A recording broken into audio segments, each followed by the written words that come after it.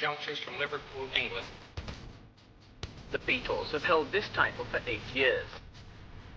My model of business is the Beatles. You know, they were four very talented guys. Ladies and gentlemen, honored by their country, decorated by their queen, and loved here in America, here are the Beatles!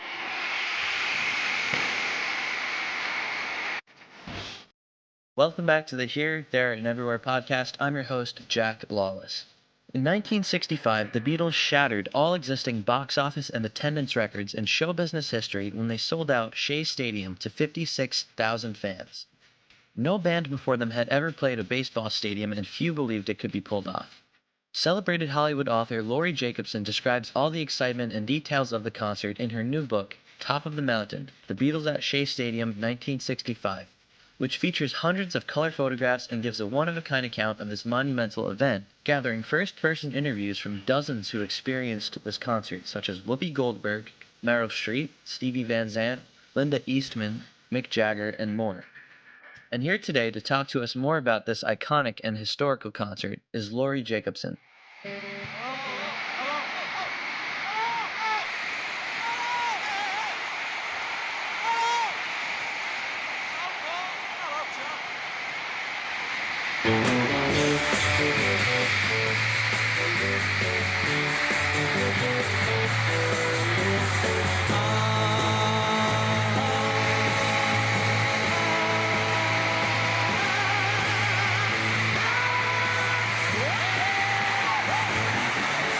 Hey, Laurie, thank you so much for coming on the podcast. How's it going? It's going great. I'm thrilled to be here. So, Laurie, you just wrote a great book called Top of the Mountain, The Beatles at Shea Stadium in 1965. I'd love to ask you questions about this book, but first I want to ask you about how you got into the Beatles' music in the first place. Like almost everybody else in America, I first heard them on the Ed Sullivan Show. Of course. Yes, of course. I was in 5th grade.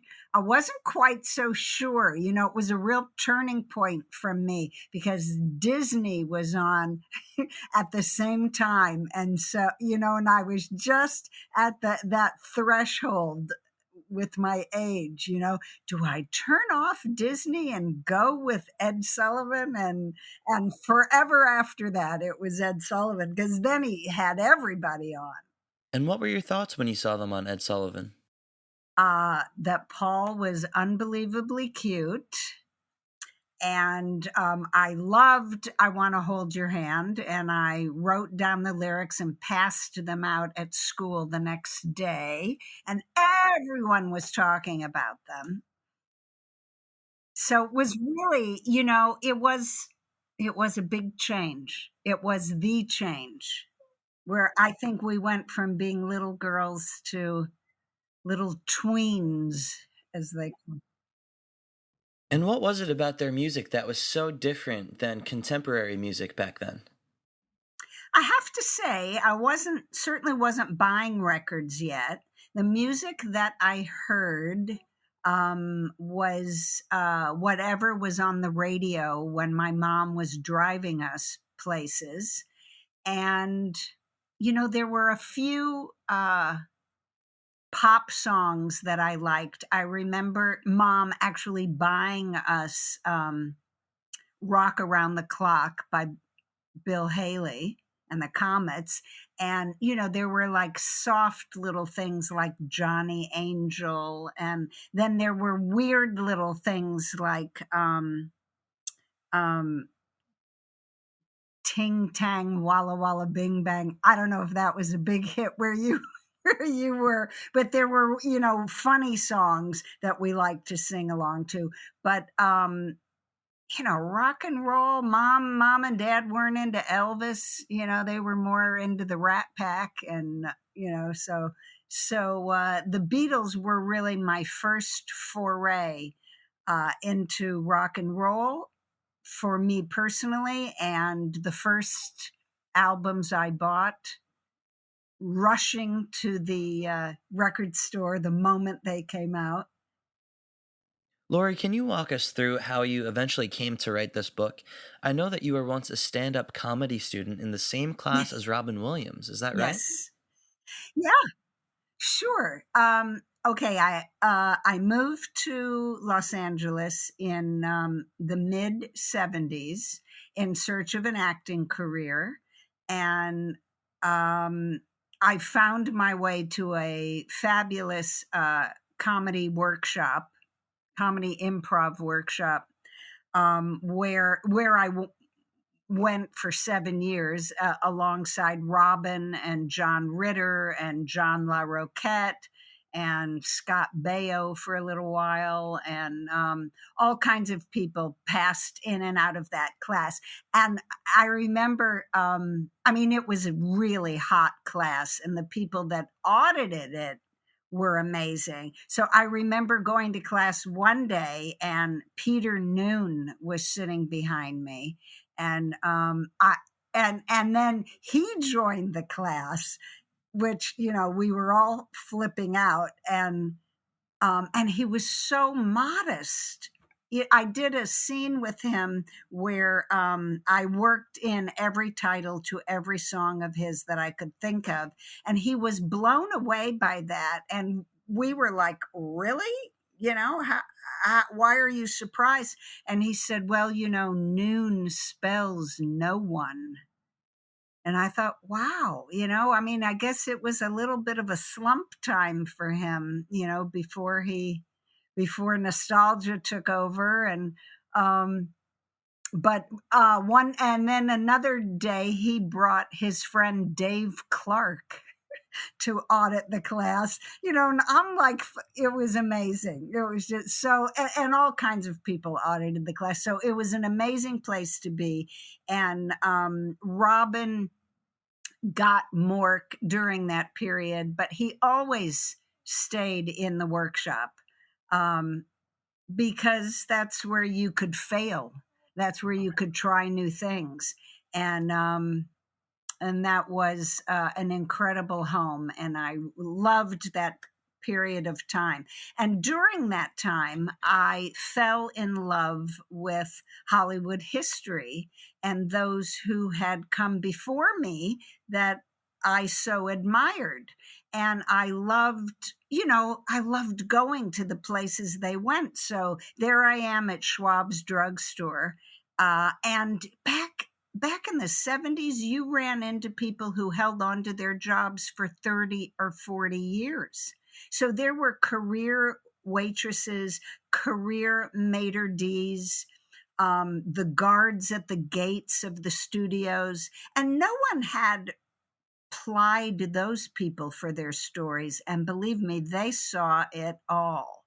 The guards at the gates were often used to fire people. When, say, Jack Warner didn't have the nerve to do it himself, he would just tell the guys at the gate, don't let the Bowery boys back on the lot on Monday. And that's how they got the news that they were out. The maitre d's kept their jobs for so long because they knew who was dating whom, and I can't seat Van Johnson next to his ex, and so they had all the dirt. And I found myself just asking a million questions, and that led to my first book about tragic and mysterious deaths that the lives of these people helped to build the city and the industry, and their deaths contributed to its mystique.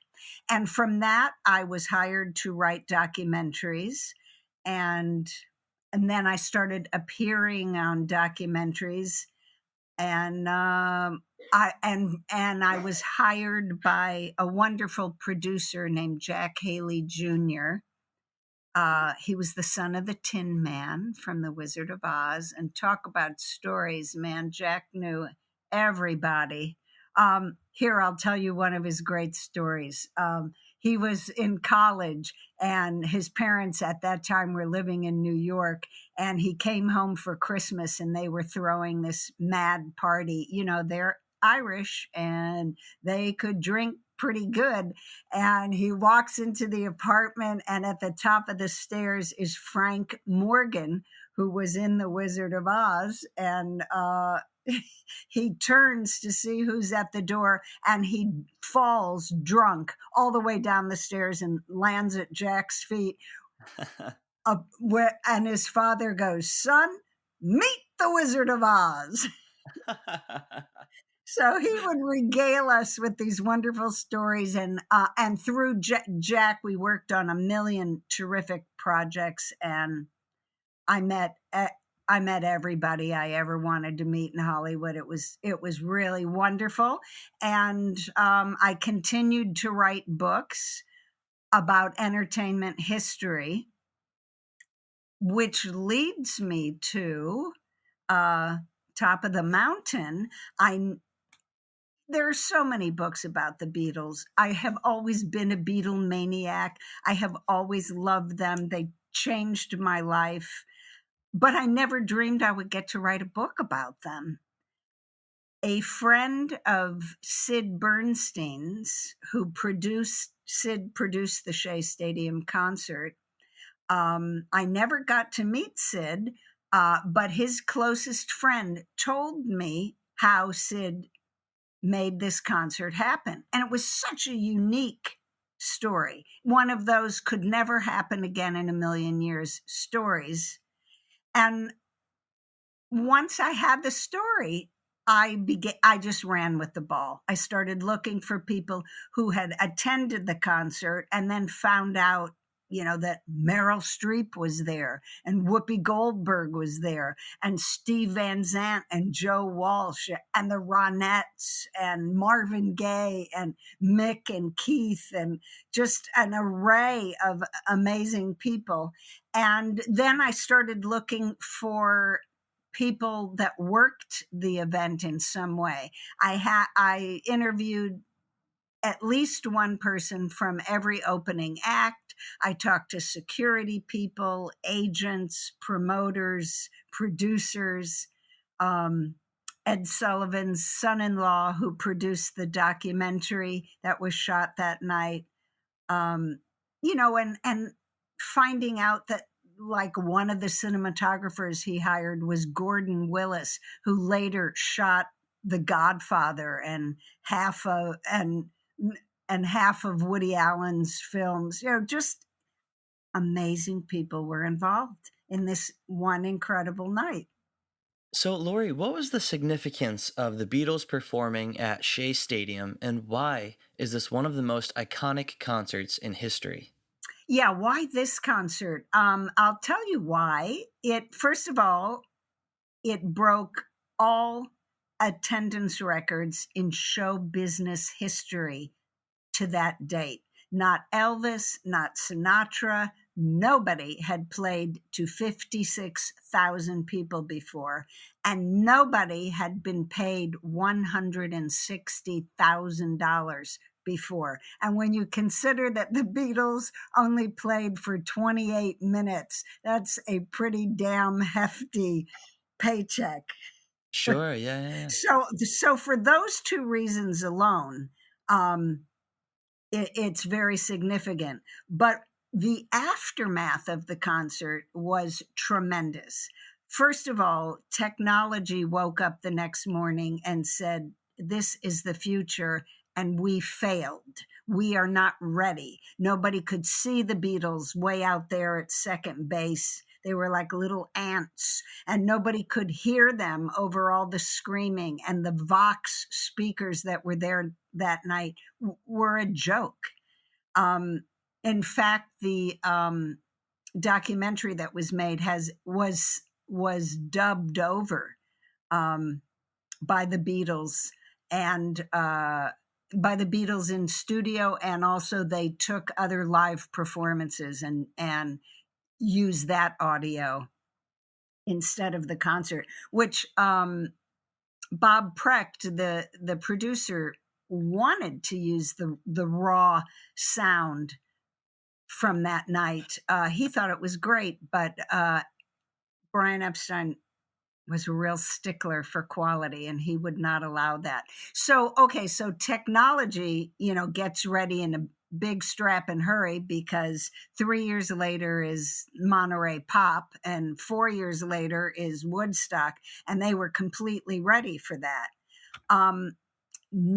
No rock and roll fans had ever seen 56,000 people like themselves before. And many people who were there last night said that was so empowering and life altering for them. And soon you would have these people demonstrating in the streets, burning draft cards, protesting Vietnam. It was a real coming together and a real awakening for that generation. And also, Madison Avenue woke up the next morning and said, wow, these kids are buying more than pimple cream. We underestimated them, and whole new industries shot up around this concert. Barbershops almost went out of business, and suddenly men's hairstyling and men's hairstyling products came into being. I mean, it just, and also censorship in films in Hollywood had a big wake-up call. And very shortly after the concert, we saw nudity in Hollywood films for the first time. So, and the miniskirt and fashions and it was just the top of the mountain. It really, really was.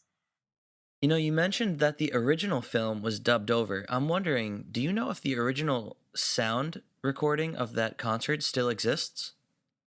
That's a really good question. And I don't know the answer. I don't know whether they saved it or tossed it out. I do know the sad story of the documentary, which, they shot miles of footage, and there are 2 songs that they cut out because it was running too long for an American TV special. So they cut out George's big solo and a song that and another song that they had to, almost all the cameras had to change film canisters at that time, so they didn't get the whole song. But they had part of it, and George's solo they cut out because it wasn't written by the Beatles, and so they figured if they're going to get royalties, it may as well go to them and not someone else. But they cut they shot the Beatles, getting into limos and getting into the helicopter and flying over New York, and returning to the hotel afterward. I mean, every inch of the concert was shot, and every inch that they didn't use was thrown away. Oh, no way. Yes, really, really sad. Who thought about it back then? But they were in a small editing facility, and it wasn't like somebody could come in and say, hey, maybe we should save this. Nope. Hit the floor and has never been seen again. Oh, man. It'd be really great if they still had it. They could release it, like Peter Jackson could Yes. remaster it. They could put it out on Disney Plus, but man. Gone forever. Yeah. Yeah. That was a sad one. Laurie, you've done so much research for this new book of yours, of the Beatles at Shea Stadium, and you've included so many personal accounts of that night. I'm wondering, how long did it take you to compile all of this information, and what was the most fascinating aspect of doing it? I spent off and on 7 years researching this book and looking for people, jumping through the roof when half the fun is the hunt. and then when they'd call me back, it was just amazing. Like I wanted to reach John Sebastian, and I had no way to get a hold of him, and I wrote him a message on Facebook, and put my phone number in, and he called me. I mean, Wow. it was like unbelievable, you know. So, and what a thrill! That totally made my day. And he told me just fabulous, funny stories, which I loved. Once I got the people, many of them hadn't thought about those days or that particular day, depending on who they were, for so long. And it was a joy for them to recall the occasion. Yeah, of course.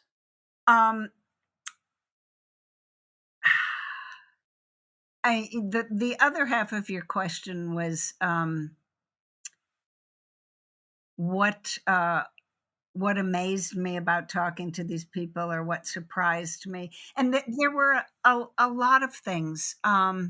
One guy that I spoke to, whom I just adored, his name is Dave Glide, and he lives in Australia. He was in one of the opening acts, the band called Sounds Incorporated, later shortened to Sounds Inc.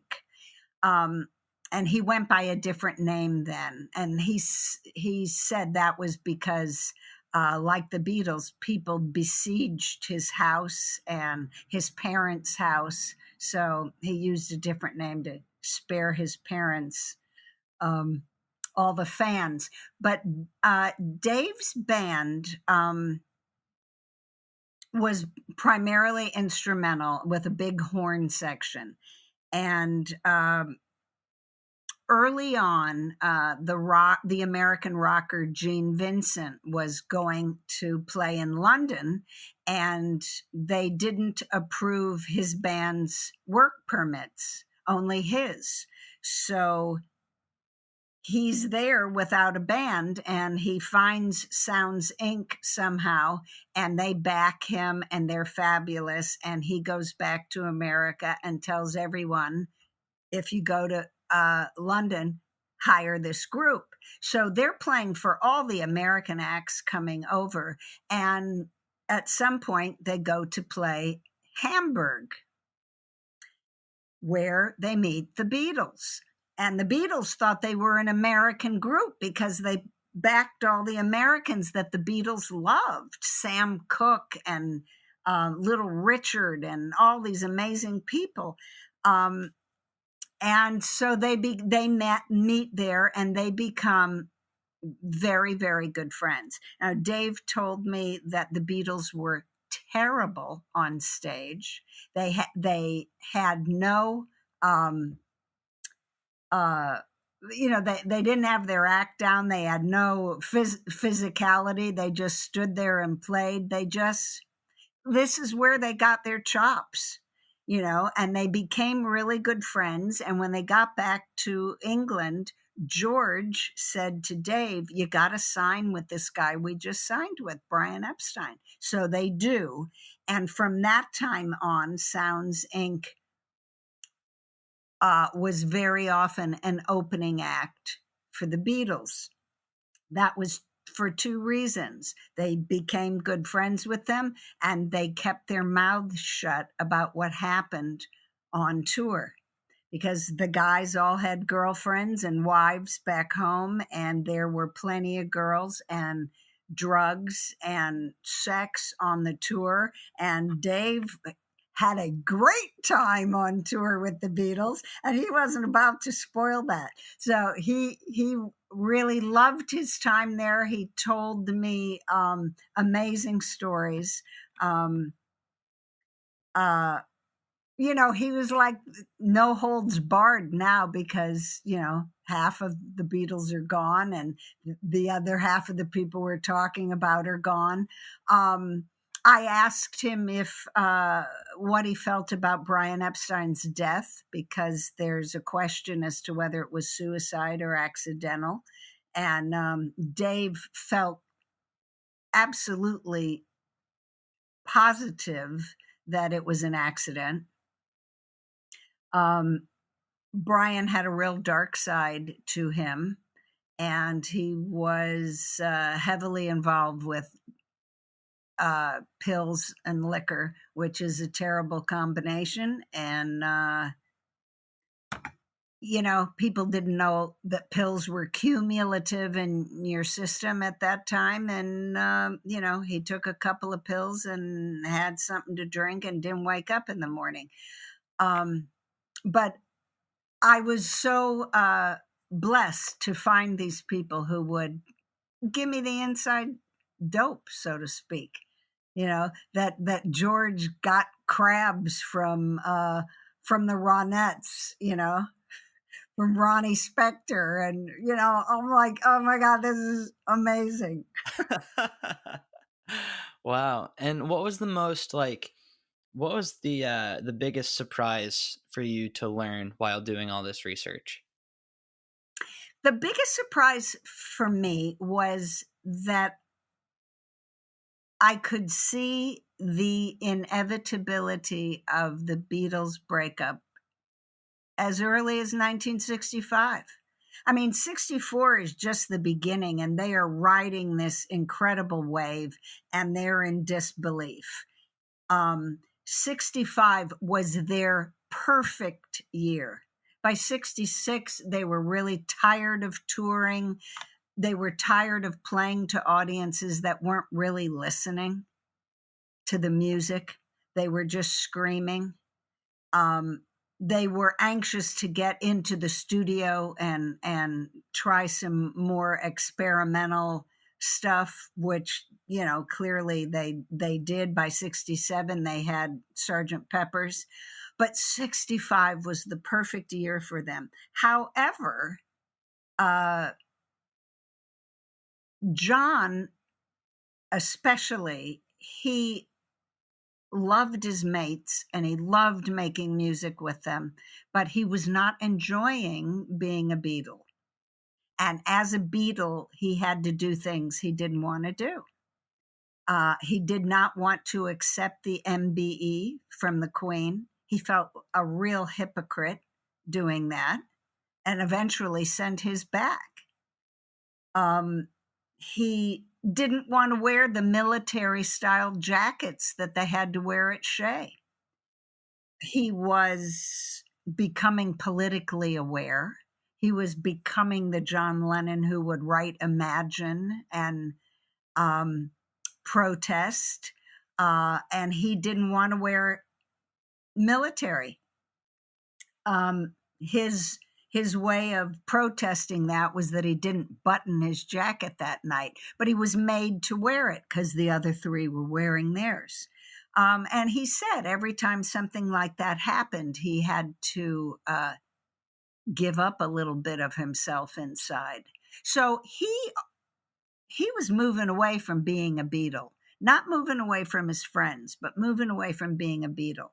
And just before they played Shea, they shot the movie Help.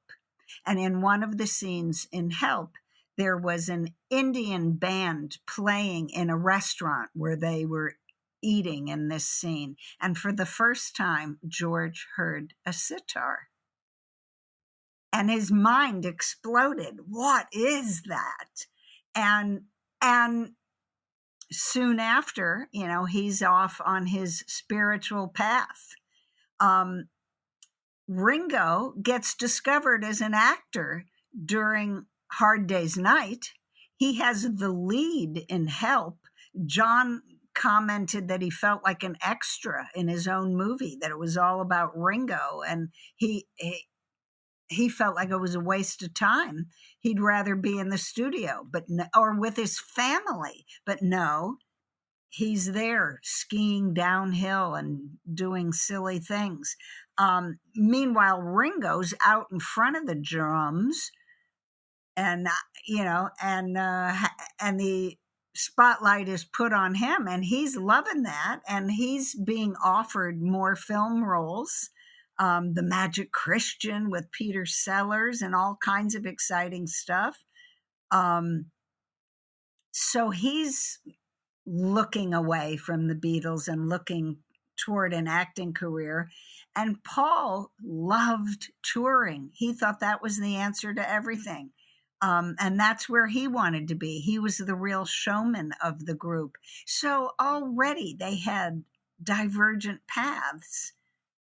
And I could see it happening. Wow. So that was really a surprise to me. And the other big surprise was John had several affairs with older women from different cultural backgrounds that opened him up to, new art and literature and I'm assuming more sexual experience. And I thought, whoa, here. And then along comes Yoko, 7 or 8 years older, different cultural background. He had a pattern of that. He was just open to experiencing everything that he could.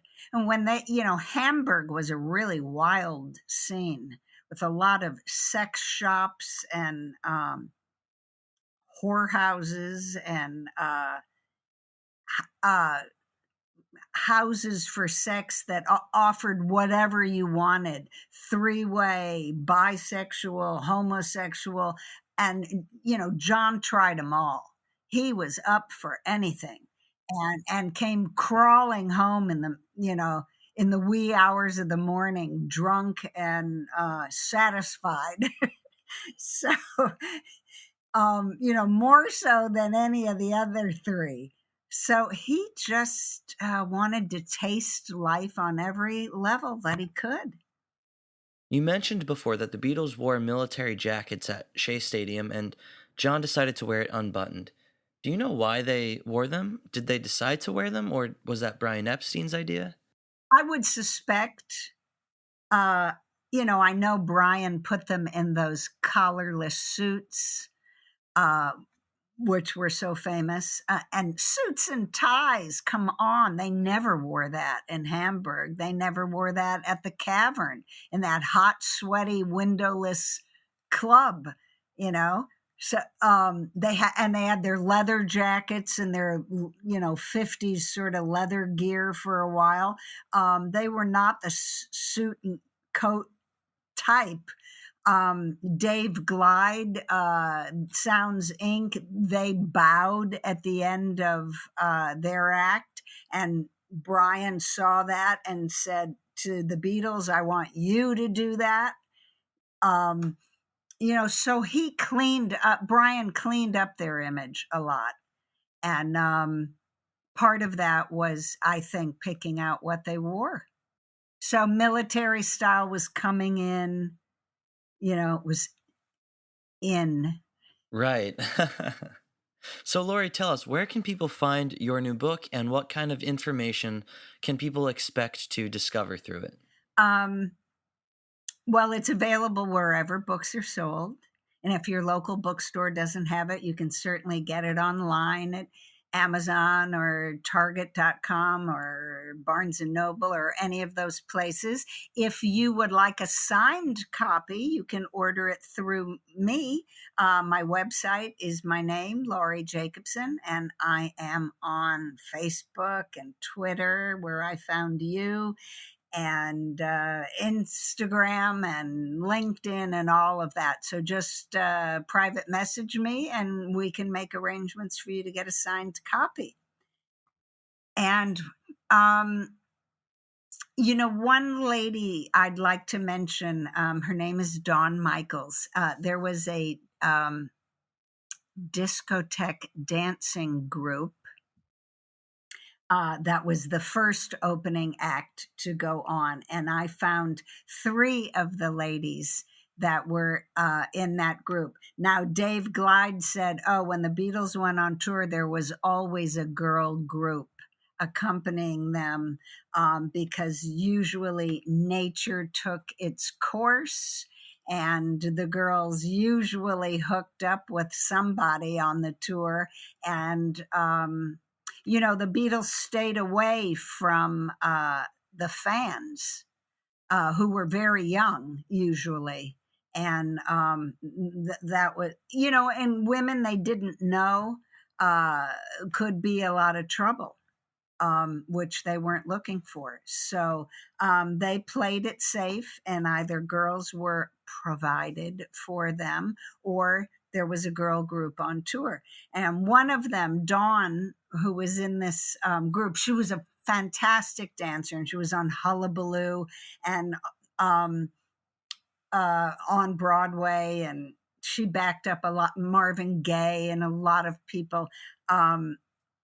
She was at Shea, and one incredible thing is that her dad went with her to Shea, which was the opening of the tour. And she said to me, oh, well, my dad took 80 color slides that night, and we looked at them once, and then we put them in a drawer. Would you like them? Yeah, that'd be great, Dawn. So her dad photographed everyone, Ed Sullivan, Sid Bernstein, Marvin Gaye. There are no photos of Marvin Gaye. He only came on stage and was introduced by one of the DJs and waved to the crowd and left. But her dad knew Marvin from his daughter dancing with him. So I have the only picture of Marvin Gaye at Shea Stadium. And of course, oh gosh, he took so many great photos that night. So, and they're all color, and they're all in the book. Carly Simon's brother was there, and he was 17. He took some amazing photos of the stadium, and people had bed sheets made into signs, and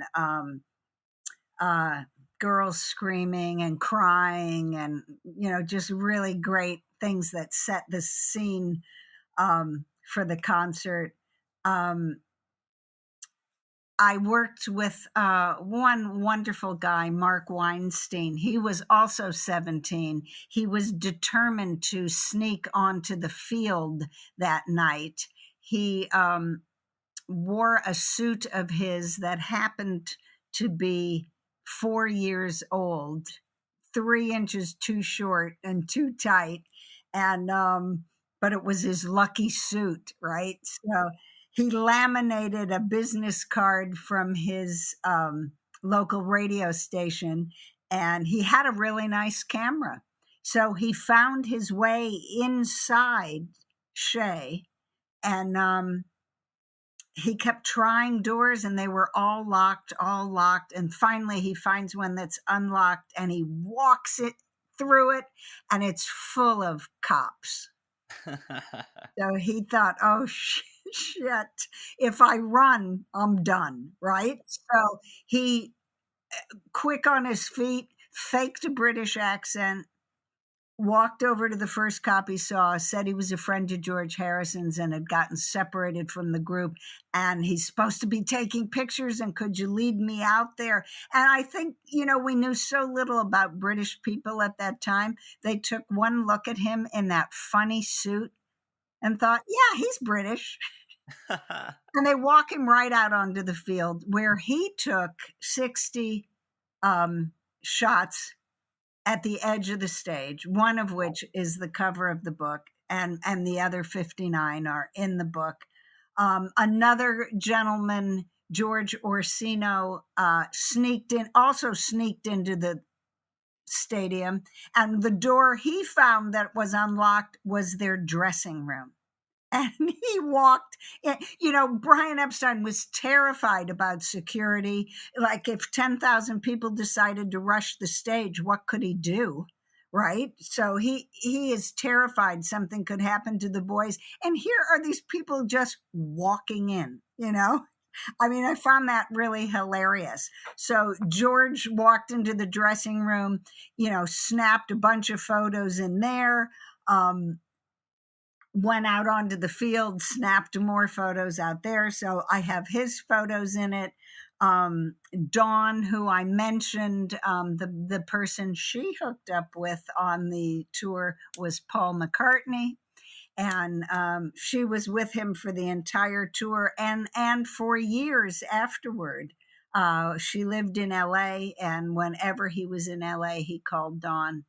And yeah, that was pretty cool. And she had some very wonderful personal stories that she shared with me. So I got some great stuff and that's why it took so long. One call led to another. And another fun thing was that I hooked Dawn up with the other two dancers from the group that I found. They hadn't spoken to each other for 50 years. And I love that kind of stuff. That's awesome. So, Laurie, what's next for you? Are you planning on writing another Beatles book? Are you involved in any new projects? I wish I could do another Beatles book because I'm meeting, I went to the Chicago Beatle Fest. I'll be at the New Jersey Beatle Fest in the spring. I am meeting these wonderful Beatle people, and there is no one nicer on the face of the earth than Beatle people. It's all peace and love and the joy of music. And I hope I find another subject of the Beatles that hasn't been so intensely covered before, but that's hard to do because there are hundreds and hundreds of books out there. I have also been working for decades on a book that is a history of the Sunset Strip. I've been collecting stories and photos and working with another guy who has an amazing photo archive. And we have promised ourselves that before we're too old, we will do that book. So that will probably be my next book.